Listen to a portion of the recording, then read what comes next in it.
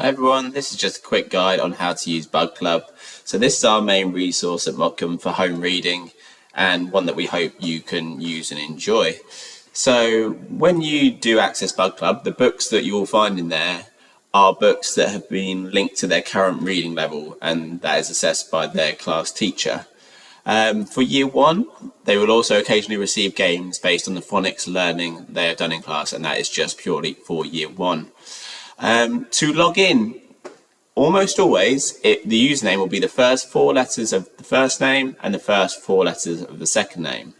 The password is preset to be 12345, and the school code is QLLH.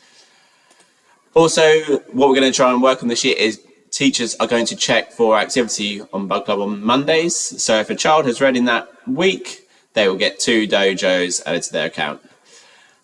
So just how to log in, you will need to find Active Learn Primary. So you can either search for that on Google or type in activelearnprimary.co.uk. But like I say, you can also find that on Google. So when I log in, as I mentioned before, your username will usually be the first 4 letters of your first name, the first 4 letters of your second. So for example, a child like Jack Jones would be Jack Joan and Jone, rather than the full name. First 4, second 4. And then the password, like I said, usually set to 12345. If for any reason that isn't the case, please contact your class teacher and they should be able to help. So as we go in, the important place to find the books is to go into My Stuff here and then My Work. You see there's 2 separate tabs at the top. There's Independent and there's Phonics. For year 1, those phonics games that I spoke about will be in the Phonics tab. And you can see that down there is one that is based on the ch, sh, th, and sound. But for the books, we can go in here and we can open up, for example, this first one at a tip. These are the books that are linked to the current reading level. Importantly, when we go through these books, we need to find these bugs as well, and I'll come on to why they're important in a moment. At the front of the book, they always have the sounds that they'll find in that book. If I open up that bug, it will probably do a bit more work on those sounds, so you can listen to those sounds.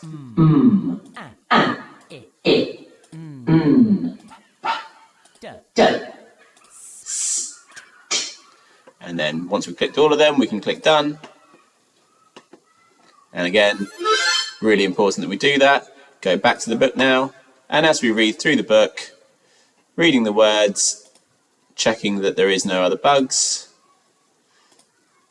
and then at the end there will also be one there. So I've got a bug at the end of the book, sorry.